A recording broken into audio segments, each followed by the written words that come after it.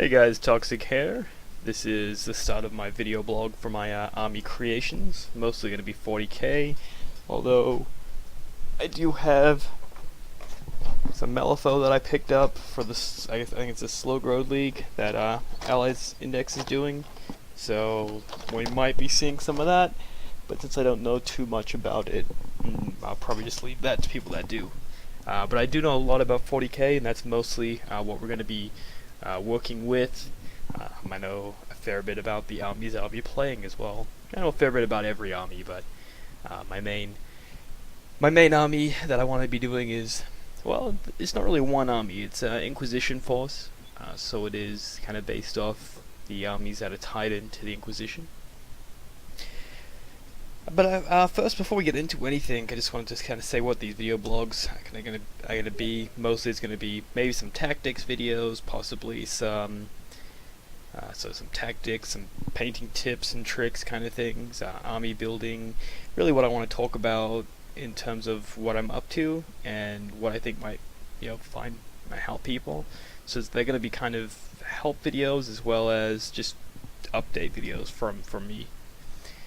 So where am I up to right now? Well, at the start of the year I did plan on doing 4 armies at a time, but my heart just really is not in any Xenos or Heretic armies, and I always find myself wanting to go back to my roots, the Imperial armies, more closely the Inquisition-based armies, as it interests me quite a lot in the 40k universe.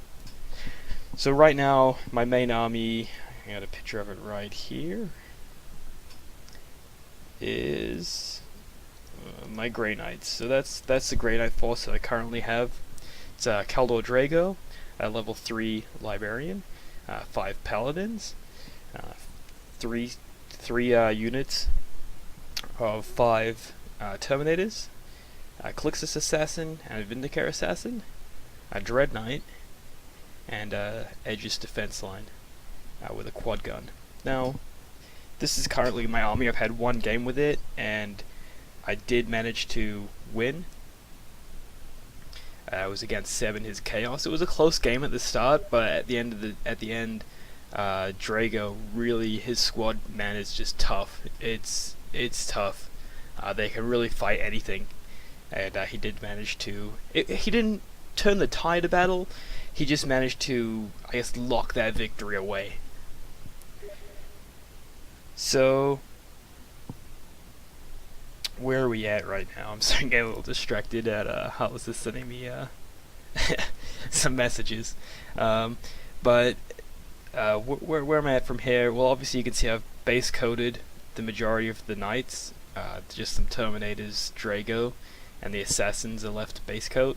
The Dread Knight is mostly finished. The little dude needs some work, but I'm not really putting a lot of effort into it. I just want to get them painted and done to a tabletop standard. That's the goal right here, and I've achieved that, and that's a very high tabletop standard, I've been told. If you've seen the episode of Toxic Talks where we talk about tabletop standards and whatnot, yeah, the other guys had a very lower expectation of what should be on the tabletop. So that's where I'm kind of up to with my Grey Knights. Where to next? Well, I really want to add a Storm Raven and a Dread Knight. I want to keep that 2,000 point list, because that's kind of where Seb and myself are working around. We want to get good with these lists, but I feel like my list does have a weakness in the fact that 1 Dread Knight just gets shot to pieces way too quickly, and the way that I play my list, it's a Nemesis Strike Force, so majority of the list is actually deep striking, so the things that are starting on the board are really only the Assassins and the Dread Knight. So the Dread Knight gets targeted very quickly, and he nearly died first turn before I even got to use him. So I got 1 turn out of him, and then he died. So I feel like 2 is probably going to be the best option. The reason why I want a Storm Raven is because the quad gun just really isn't good enough for anti-air at that points limit, as well as I don't need the defense line. So it's really just giving my opponent a defense line. If he wants to go out and get it, he can use it. So I really just want the quad gun, so I'm thinking that it's probably going to end up just being the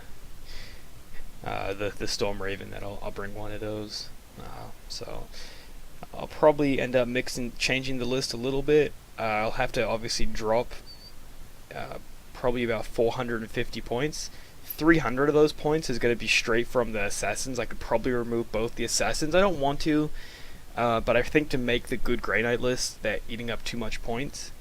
Obviously, I could just get rid of Drago and replace him with a regular uh, Grandmaster, or just not even take another HQ. But I really think that Paladin squad with the Librarian without Drago, they have a big weakness when it comes to other Terminator squads, and Drago really helps that squad out. As well as I just like the model, I like the fluff, and I just like the rules for him, so I really do want to keep him. Which means, what else would I remove? Well, the defense line I can remove. That's another 100 points. And then I may have enough, but I still might need to cut down. So I'm thinking I might need to remove a squad of Terminators, and probably I'll keep the defense line, but put the comms relay that lets you reroll reserves. That way, I could even potentially start with nothing on the board and then just rely on my reserves coming in turn 1, because you can't do that with the Nemesis Strike Force. And re-rolling that, there's a higher chance. That way, what the Dread Knights could move on the board, or just I don't know if they could shunt onto the board. I'll have to check that. But personal teleporters, you get a 30-inch move once per game. So they could potentially start off in reserves, then when they come on from reserves at my turn 1, shunt on and get into a good position, and that's what I'm actually thinking about right now. I'll have to check the rules on that. As far as I'm aware, you can have nothing on the board as long as at the end of the turn, so not player turn, but both players' turns, you have something on the board, the game keeps going. So as far as I can kind of see, I'll have to check into it, that I can start with basically nothing on the board, and then turn 1, because of my formation, I can start rolling. Now that would be 1, 2, 3, 4, 5, 6 units. So that's Drago, his Paladins, 2 units of Terminators, 2 Dread Knights, and the Storm Raven would all start rolling. So that's 6 units. They come in on a 2 up. No, 3 up. Sorry. So that means that potentially, statistically, 4 should arrive and 2 should not. If I have the defense line that allows me to re-roll my reserves, then that could definitely help. Because then, that's 2 that don't make it. Re-rolling that, we're probably looking at 5 or all 6 coming turn 1, and that would be amazing. Another things I was kind of toying with the idea, and I haven't really looked into the rules at all. In fact, I'm going by 6th edition rules, but the landing pad that gives you the invulnerable save, and I think deep strikes can just land there without scattering. That could be an idea. Throw in one of those and just deep strike the Terminators there, but again, then your opponent knows where they're going to be, and we'll just kind of position his guys. It was just an idea I was kind of thinking of, but I really think the first one I was mentioning, the comms relay, with everyone starting in reserves, is probably the way to go. That's going to be pretty exciting, because that's tough to deal with. 15 That's the thing with the Storm Raven and the Dread Knight. I am losing bodies, but the 3 squads of Terminators, they worked okay, but a 5-man just Terminator squad is actually fairly weak when it comes to deep striking, because they get the enemy gets a turn at shooting at them, and you'll usually lose a fair bit. So I figure that if let's look at this from this perspective of, okay, you're losing 5 Terminators, you're gaining a Dread Knight. The Dread Knight honestly is probably gonna survive just as long, could probably do just as much damage, is gonna take a lot more fire, and then losing the assassins for the Storm Raven. Honestly, I'm okay with that. They can probably just do just as much damage. The Calix's assassin is a beast, but I really need that air presence. So that's where I'm kind of at with my Grey Knight. So a fairly big change, but I'm excited, and I'll use the assassins, of course, and an extra 5 Terminators. Well, I'm not going to complain. I'm not going to complain there. So yeah. So what else I want to talk about was, well, I'm toying up on the idea of getting rid of my Necrons and my Tyranids to just get more Inquisition armies. So the Inquisition armies that I'm kind of looking at, this is kind of a rough idea that I kind of had. 2k Grey Knights. Obviously, I'm gonna have a little bit more if I make those changes. 2,000 points of Marines. Gonna go Red Hunters because there's some Forge World rules for the Red Hunters that seem really cool. 1,000 points of Scions. They're the Militarum Tempestus. Painting them up like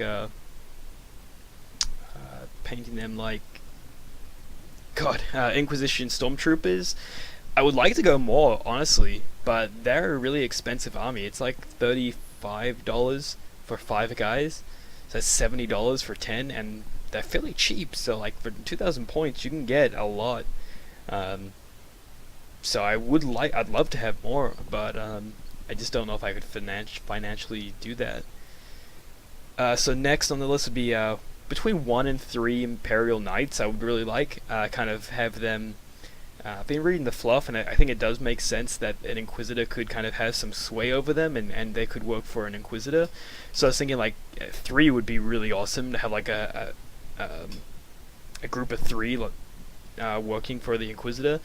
Because I think 3 is kind of the number that in my head is like real fluffy. Like they're kind of like a squad. They work together.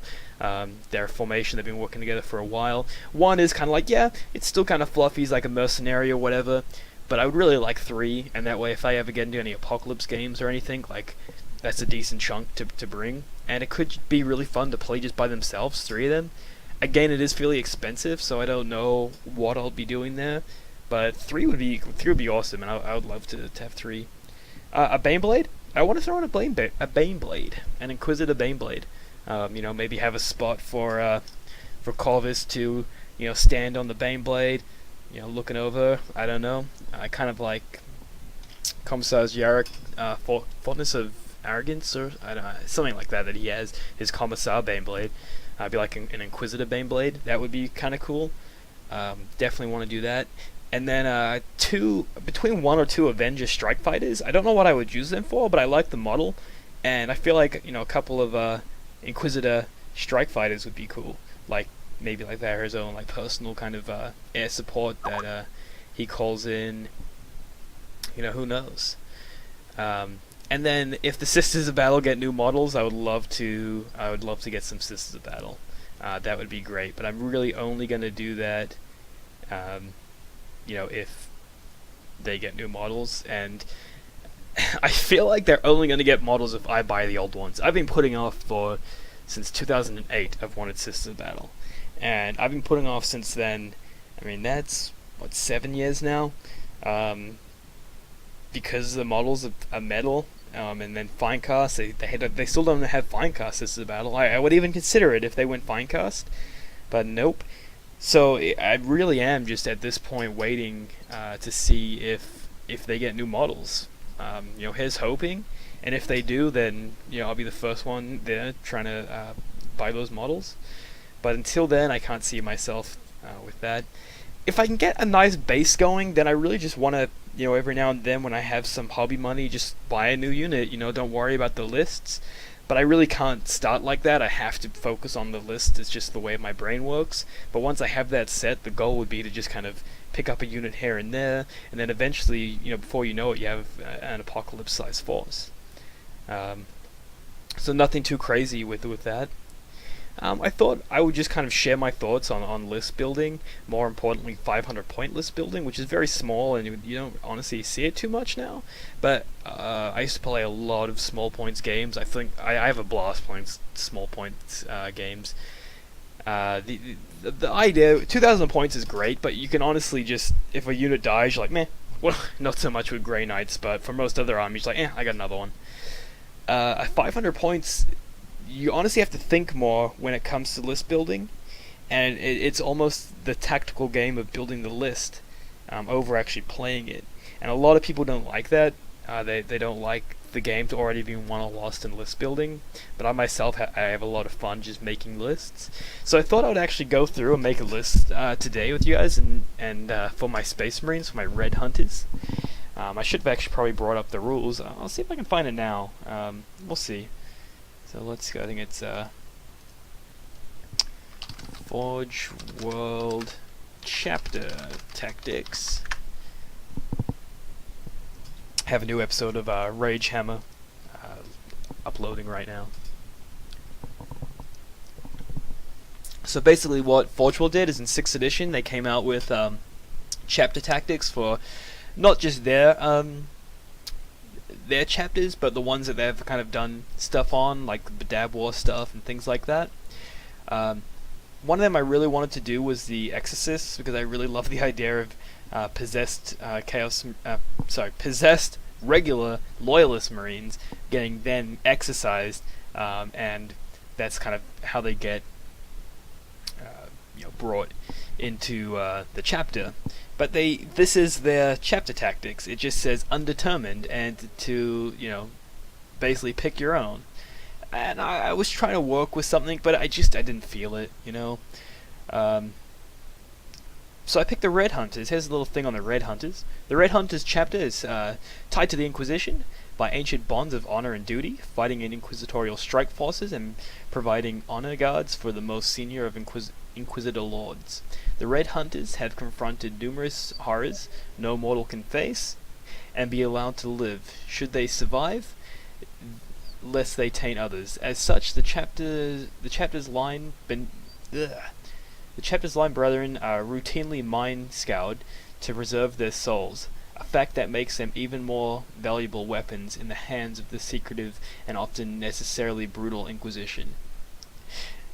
Through repeated mind-scouring and deep-core psycho-indoctrination, Red Hunters' brethren are instilled with countless subconsciousness battle doctrines, which are only activated by the act of making war.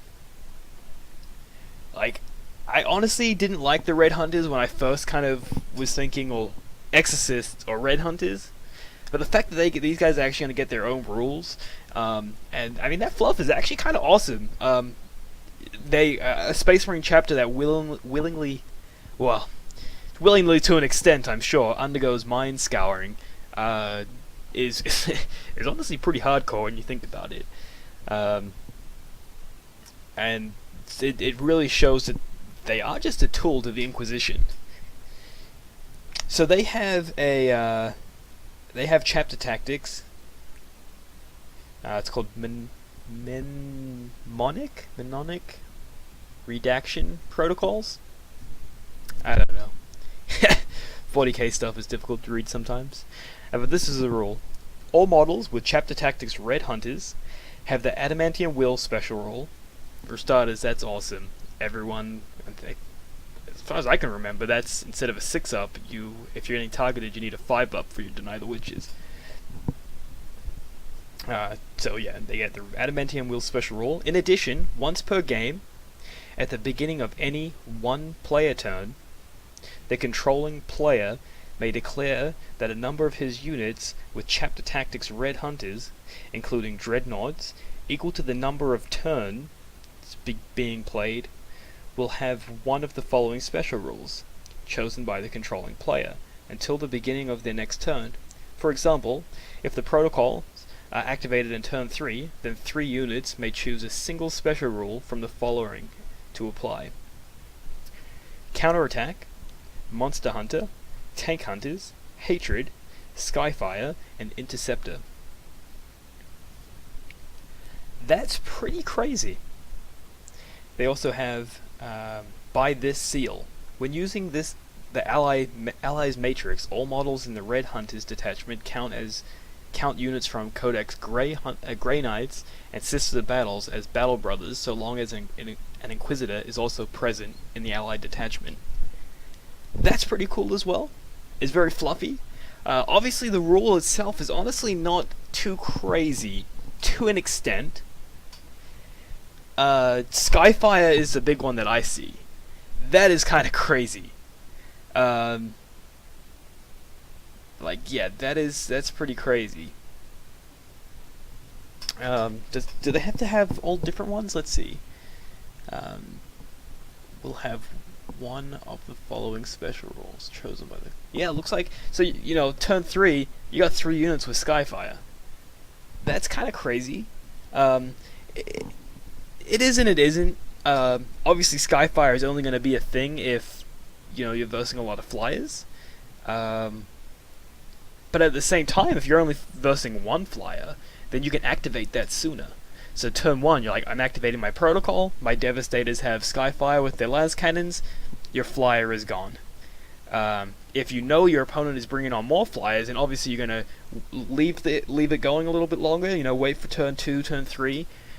But at that point, then your units that have those weapons may be dead. Counterattack is also kind of good. You can run up with your Bolter Marines. Basically, this is a Space Wolf kind of tactic because they have counterattack. But you run up, you rapid fire, and then you're just like, come at me, and activate counterattack. And then on their turn, they charge you, and you get a charge bonus. Monster Hunter is very similar to Skyfire. Obviously, it's only going to come into effect depending on your opponent having Monster Hunter or not. Tank Hunter, I mean, most armies, except for Tyranids, are probably going to have a couple of tanks on the field. So, that's kind of cool. Hatred. What's Hatred? It's re-rolling all the hit when you charge. Yep. I mean, and that's kind of good as well. And Interceptor. That one's very cool. I don't know how it would work as much though, because basically Interceptor allows you to shoot at the end of the movement phase on your opponent's turn when they've had a unit come in from reserves. I believe it might only be Deep Strike, but I think it might be reserves. So that one's a bit hit or miss. Obviously the rule is amazing, but turn 3 you activate that, then you're relying on either if you went first, then turn 3 your opponent's reserves are coming on, which they definitely could still have some. But it's a lot of risk, if they only have, 1-2 units in reserve, and you activate it turn 1, one unit is going to get it. So if, you wait till turn 2, then their reserves might come in. The rule isn't broken. It's very fluffy, and it's honestly not the best one. In fact, I could probably make a better army going Exorcists and just choosing a chapter from the book. In fact, the Ultramarine ones is probably kind of like this, but even better. But I like this. I do. I do like the old Red Hunters chapter tactics. I like having rules. We just did. I think it might be the one coming out actually. In Ragehammer, we just did one basically saying, you don't need special rules for every damn army. Don't be a baby. And here I am being like, oh, it's kind of cool. I get special rules for this. But if they're out there, why not use them? Honestly, why not use them? So that's kind of cool. But let's kind of thinking of that. Let's kind of build a list. See where we can get. Honestly. So let me go ahead and I'm gonna bring up something on my end here. One moment.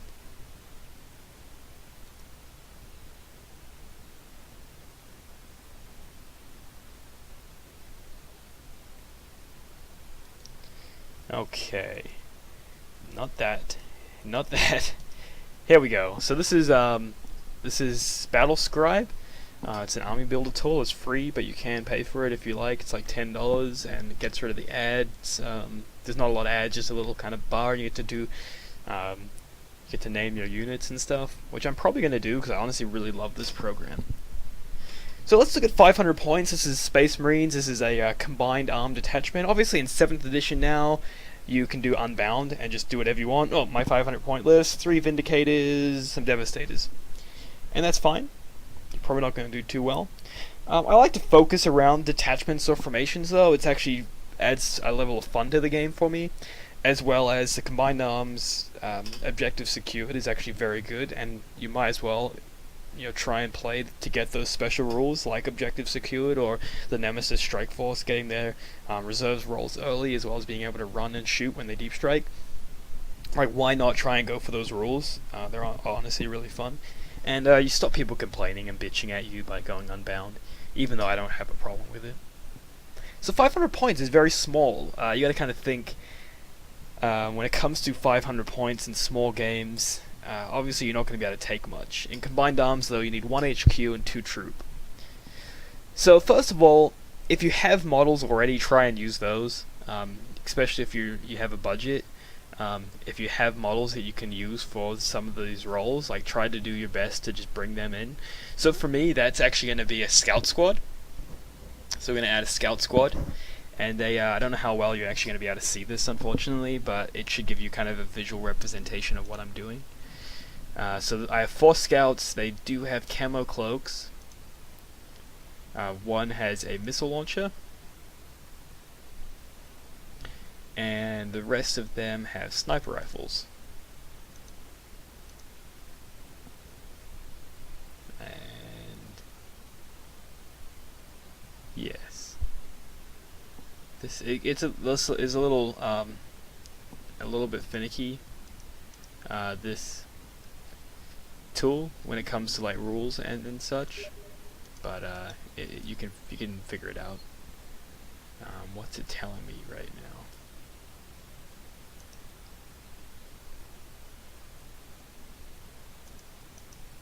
I don't know. We'll figure it out.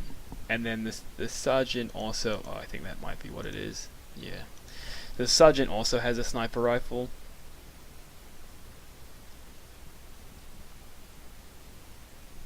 Well, I haven't actually played the new codex for Space Marines, so forgive me if I'm doing something terribly wrong or anything like that.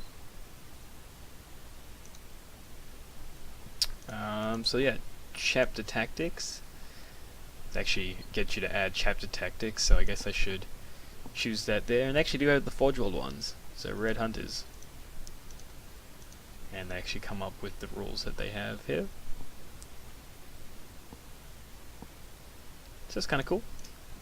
So when you print out your list, your opponent can see that you do have the rules and what chapter tactics you're using, which is kind of cool. So yeah, so here's my squad: camo cloaks, missile launcher, and sniper rifles. I have those models already, so I might as well use them. That's 85 points, and it does take up one of my troop choices. So that's kind of cool. The next thing that you kind of want to think about is your HQ, and honestly, when I'm thinking about an HQ, it either has to be a really amazing force multiplier. When I say force multiplier, basically a unit that's going to buff your army or buff another unit with it. Things like a Librarian, they're cheap, but they can increase the power of a unit that they go with. Things that, chaplains are kind of like that. Probably not as great, though. You kind of have to tailor what unit they're going with.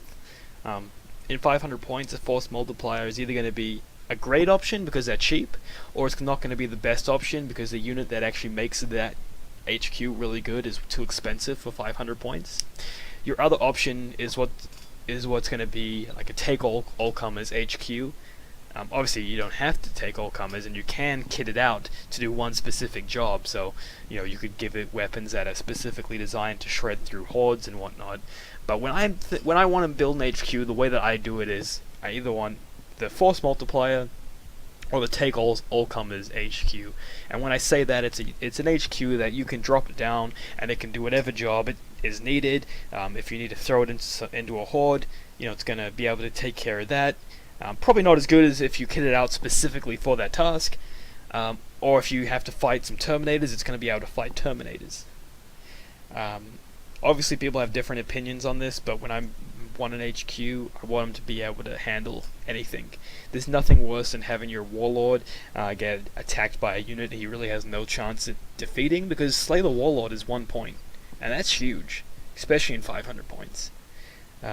Honestly, though, when it does come to this, it is a little bit harder when we're working on 500 points.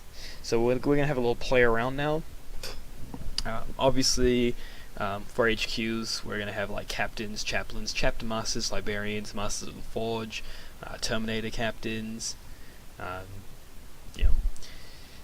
So so looking at what we have, a chapter master is basically a captain just with some better, I think you get like an orbital bombardment and some like 4 wounds, better stats kind of thing. Obviously we can probably shave some points off there with just going with a captain. When looking at, I prefer to have a hard hitting kind of smashy kind of HQ. Um, just because if your HQ is tough to kill, if he is good in close combat, it's going to be harder for him to get slay the warlord against you, but easier for you just to run up and slay someone else's warlord. And that's huge, and that's stuff that you do have to think about. Honestly, is things like Slay the Warlord and Line Breaker, First Blood. You do have to look at that when you're building an army list. So I'm gonna go a captain. I think captains are great. One thing when it comes to making an HQ, especially an all-comers HQ, is it going to be one that can stand on his own? When you are making a 500 point list, it's a little bit harder to get a retinue. So there is some options. Obviously, it's a little bit harder for some other codexes, but there's some options to keep a guy alive a little bit longer and to make him kind of stand on his own 2 feet. Things like Terminator armor are great, give him that better save. Obviously, you can do things like Terminator armor in Space Marine Codex as a Storm Shield that gives you Eternal Warrior, which is going to make you very hard to kill. What I like to do in smaller games is honestly just to give him a bike. A bike's going to give him good maneuverability and good toughness. So let's look at this. We'll give him a bike for 20 points. That way, so now we're at 110 points for him. He's 5 toughness. I'd love to give him a Thunderhammer, honestly. Thunderhammers double your strength, and they're AP2, so they can basically kill anything. It is kind of expensive, though, in the smaller points. So let's look at something different. Thunderhammers are 30 points. A power weapon is 15 points cheaper. So we'll go the power weapon, and the power weapon we'll say will be a power axe. And the reason why I say a power axe is because it's also AP2, and it does increase your strength. So it's basically like the Poleman's Thunderhammer. And obviously at 500 points, we're all Poleman. So right now he just has a bike and a power weapon. So you might be thinking to me right now, well, he still can't survive on his own. He's just got a 3-up save, and you're damn right. So we'll go Storm Shield. Now he's got a 3-up invulnerable save. Still not great because, he's still just by himself, so a lot of shots is going to go through that 3-up save like nothing. I really don't want to do it, but Artificer Armor is probably a good option, given that 2-up save, so now he's basically, he's kind of like a Thunderhammer Storm Shield Terminator, but he's a Thunderhammer, a Power Axe Storm Shield Biker. So he's actually a little bit tougher than a Terminator, because he has that extra. He's still got 2-up save, still got a 3-up invulnerable, but he does have an extra toughness for his bike. So 3 wounds, 5 toughness, 2-up save, 3-up invulnerable. He can just drive around that bike by himself. We don't have to put in, bikers for him or anything like that. At 500 points, I would feel very confident at having this guy just ride around and do whatever the hell he wants. So moving on from that, let's kind of take a look at what a Terminator Captain would be. I want you to see the difference here. There's one that says Captain, one that says Terminator Captain. Can just a regular Captain. Okay, yeah, so you can't put the Terminator armor. So that's including the Terminator armor. He starts at 120. So already, compared to our biker, he's got the 2-up and a 5-up. So if we do the same thing and give him a Storm Shield. Storm Shield's a little bit cheaper, at 5 points there. And can he not? I think he already has a power weapon, doesn't he? But that takes.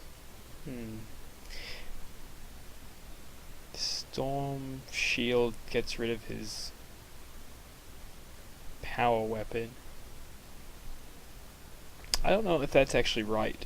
If that's how it's worded in the codex. If you can't take the Storm Shield, as well as a Power Axe, maybe he does have to take the Thunderhammer. But he's honestly at that point he's a little bit cheaper with the Storm Shield Thunderhammer. He's 150 points. He doesn't have the extra 5 toughness, and if you're running him by himself, he's gonna have to like deep strike or something like that. So Probably not the best thing to do. Obviously, he's still going to be kind of a beast, but he's going to deep strike and just kind of wait around and then try and charge. I think Chaos Lords and Terminator have the better option because they can be given the burning brand of something or other. It's like a AP3 Flamer with Torrent, so you can deep strike him down. He can flame a unit of Space Marines and then walk around on his own in Terminator armor. So I definitely prefer the bike. You don't have the highest strength, but you got more toughness and more maneuverability, and you can start on the board from turn 1. So I like that. So right now we're halfway there, 244 of 500 points, and we just have the captain and the scouts. Now, Space Marine armies are never going to have they're never really going to have the best model count when it comes to the smaller games. But let's kind of see our options here. You can still take bike squads as troops, so that could actually be an option. Have a small little group of bikers, and then maybe something bigger. In 500 points, I like to have 2 troop choices in HQ, and then like the X factor is what I kind of call it, whether it be like a Storm Talon or a Vindicator, something like that. Obviously, this is my Red Hunters, so I'd like to take something like an Assassin or an Inquisitor, but I honestly don't see the bang for the buck in 500 points. But I could be wrong. Eclipse's Assassin does ignore armor saves on its attacks, so they're also very hard to target. So, running one of those guys up could actually probably get his points back pretty easily. But I'd prefer something like maybe even like a flyer or a big tank or something like that. And some people are probably thinking right now, like, are you going to be the dick that brings the flyer in 500 points? Probably. And that brings up another question, though, is do you have to kind of worry about a flyer showing up in 500 points? At 500 points, I would say no. If a flyer comes up against you, then yeah, you might get a little screwed. If you come up against a flyer. But if you don't, then that's points saved. It really comes down to is can that X Factor unit, can it be the anti-flyer? Just does your army have access to like a Storm Talon, a Night Scythe? What else is there? Like a broadsides with Skyfire or something like that. Can your X Factor unit also fulfill that role? If it can, if it's a unit that you have, then definitely go for it, because it's going to give you that edge in that 500 point game, is having that ability to either deal with flyers or be the one with the flyer. There's always a chance that a Helldrake is going to show up in a 500 point game, and honestly, it is probably best to have something that can deal with it. But at the end of the day, if you lose because someone brought a Helldrake, then you just know that it was just a bad matchup. So I'd probably say you definitely try and account for it, whether it be making your X Factor unit something that can deal with it, or bring like an Aegis defense line or something like that. Honestly, it's going to depend on your army. In this case, I'm probably going to be looking more at a Storm Talon. They start at 110 points, so that's actually kind of a steal. Obviously I could give my Scout, I could give his missile launcher flak or something like that. So there is other options, but my X Factor unit is going to be a Storm Talon gunship. The way that I would like to have it kitted out would be twin-link las cannons, and then the assault cannon. Yeah, twin-link las cannons and the assault cannon, mostly because that's the best, in my opinion. Anti-air is the las cannons, also anti-tank weaponry. The assault cannon's also no slouch, so you have the assault cannon, that's like your kind of scatter shot, anti-air, the lower. And then you have the higher strength, lower AP las cannon. It's 140 points. You could go a little bit cheaper and go the Skyhammer. The Skyhammer is, let's see here, strength 7, AP 4, heavy 3, but the assault cannon is already doing that job in my opinion, so I would not. But let's see, we're at 384 points, so we still need to have some troops. So we'll see where we can go from here.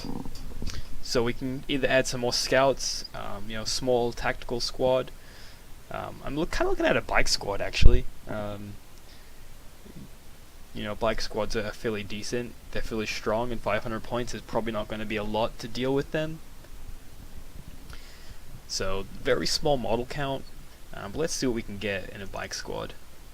So bike squad is 3 bikes, and 3 bikes and a sergeant. This is the confusing things that is kind of like looking at like